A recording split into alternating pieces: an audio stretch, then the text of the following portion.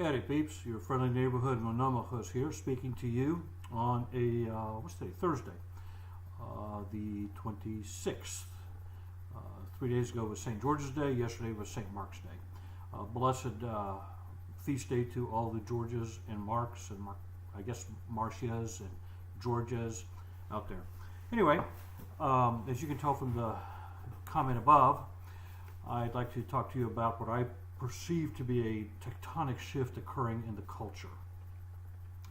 And three things spring instantly to mind, four actually. First is this these special elections. For a while there, they went the way of the Republicans. Then they went, I think, three in a row went towards the Democrats. And then Connor Lamb was elected, who was kind of a different kind of a Democrat, a veteran, a pro-lifer, anti-Pelosi type of quasi-Trumpian Democrat. Hold that thought. Then last week was, or 2 weeks ago, was a special election in Texas that was supposed to go blue. And then the other day in Arizona, that was supposed to be a Democrat pickup. Didn't happen. So the vaunted blue wave, the blue tsunami, may be dissipating. Anyway, enough of that. There's three other things that spring instantly to mind, which to tell me that there is a tectonic shift occurring in culture. First one, I commented above about the Starbucks fiasco. Now, folks, I had paroxysms of joy when that happened. I mean, it couldn't happen to a nicer bunch of guys. I mean, I truly despise sanctimonious, liberal, moral preeners. And Starbucks, that's you. I mean, that's you to a T. I mean, I personally hope that black people all over America just go to Starbucks and do the Al Sharpton thing, bring them a megaphone and just start screaming about reparations. And, make them suffer. Make them eat their own crap, so to speak. Okay, you can read more about that above. Two other things that I think are even more significant, and I'm serious here. The Starbucks thing is kind of whimsical. Kanye West yesterday tweeted something that was very pro-Trumpian, and he also wore a red MAGA hat. And he got a lot of grief for it, and he didn't back down. This is significant. I mean, his wife, of course, came to his defense, Kim Kardashian. I personally don't care for her. I think she's a celebutante, a made-up personality. Kanye, at least, is a musician and has contributed much to pop music, so to speak. Excuse me. But regardless, his wife came to his defense, and she said something very profound. She says, is free speech not allowed? Free thought not allowed? See, that's why I've never really given much credence to free thinkers, because they're not really free thinkers. They're just, they're in a herd. And they go this way simply because the church says this, or the establishment says this, or the established hierarchy says this. Well, they're going to all go this way. They're not free thinking. They're just anti-Christian thinking, anti-traditionalist thinking. I figured that out a long time ago, even when I was a much younger man and not that perceptive. Anyway, so Kanye West, said, "Oh no, I'm not going to back down." Compare and contrast that with Shania Twain, who also came out and said something very pro-Trumpian, quasi-pro-Trumpian. Well, she got her ass handed to her, and she backed out. Now she made a huge tactical error. Pick a side, stick with it, because if you back out, then you're not going to please either one, and you're going to hurt yourself. Must read Machiavelli on this. Okay, he said in a sense, and I'm going to make it in modern English parlance: pick a side, stick with it. You're going to piss somebody off. But Shania pissed everybody off. Okay, she's not going to recover from this. Not that she was, that great of a entertainer. I mean, she's pretty and all that, but Shania Twain's are a dime a dozen. I mean, when you really get right down to it. I mean, I like a lot of her songs, but you know, we're not talking about the Beatles here, okay?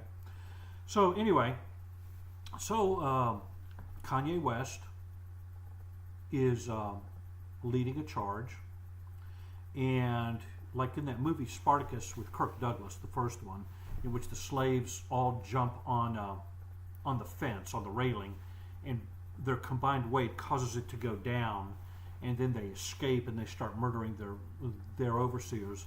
That's kind of what Kanye did here, in my opinion. He's going to lead a charge out of the plantation. That's very significant. Number 2, Candace Owens. Truth be told, I'd never heard of Candace Owens until about 48 hours ago. But here's this accomplished, beautiful, stunningly attractive, well-spoken, young African-American woman who grew up on the plantation. And she's coming out and making waves like you wouldn't believe. And okay, I mean, the fact that she's pretty, that helps. But, you know, it's what she's saying and where she came from. That together with Kanye, it's this two-pronged attack against the liberal plantation, which is going to cause a lot of problems for the Democrat Party in 2018 and for the foreseeable future, as far as I'm concerned. Especially if they stick to their guns, and by all indications they are sticking to their guns. Now, Candace doesn't seem to be worse for the wear, but she's been called some horrible names. Horrible. She's been called a coon, an Uncle Tom, an Uncle Thomasina. She's been told that she sucks white. Insert the word for phallus here.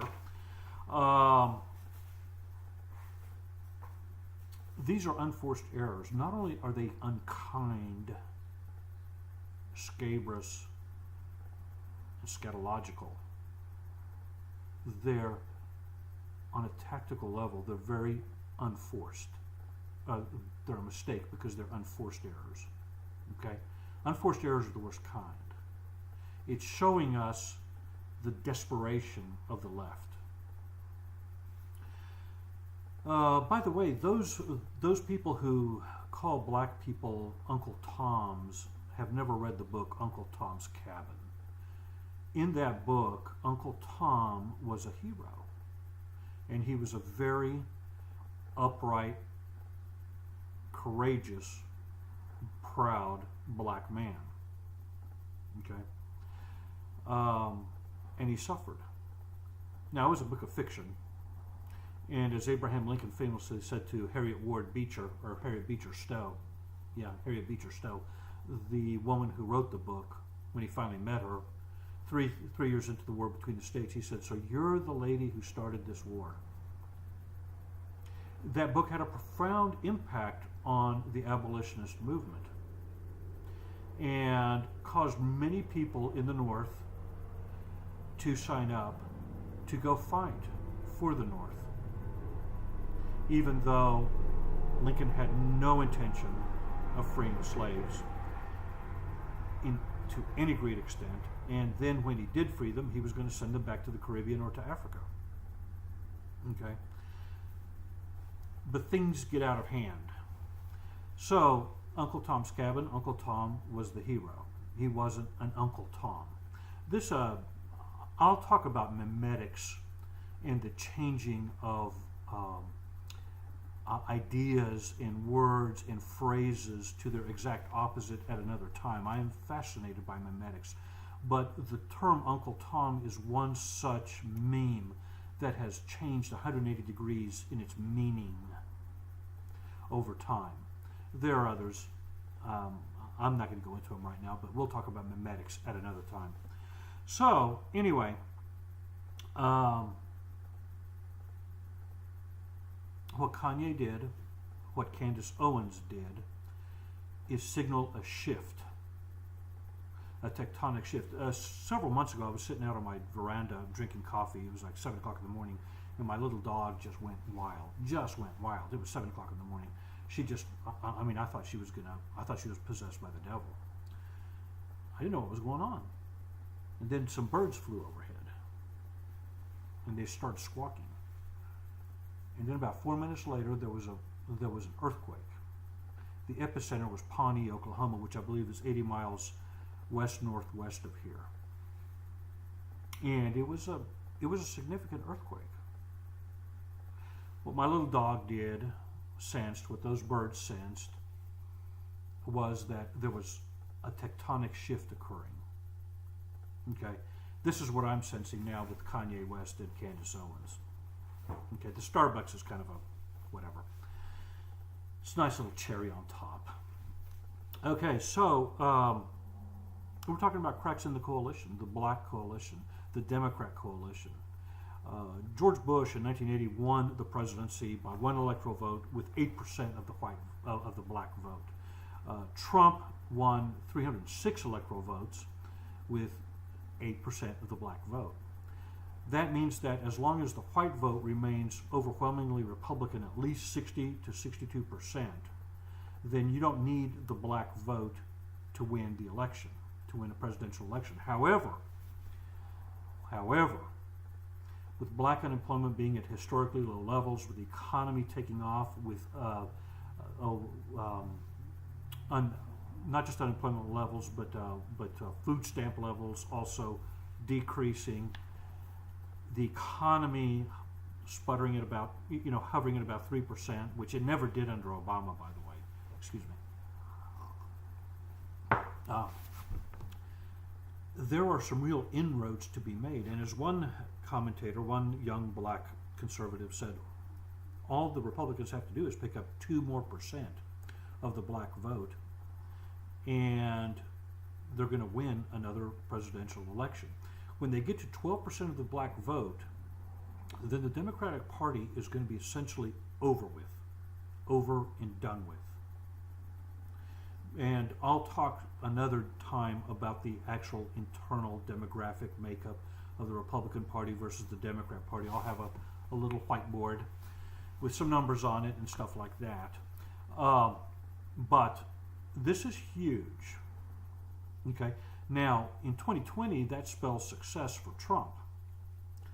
In 2018, this spells success for the Democrat Party because, unfortunately, this 2% shift or more, which Kanye and Candace are signaling, to my mind at least, is going to have an immediate effect in the Democrat coalition as it is concentrated in decaying and dying major metropolitan areas, i.e. Chicago, i.e. Baltimore, i.e. Detroit, okay,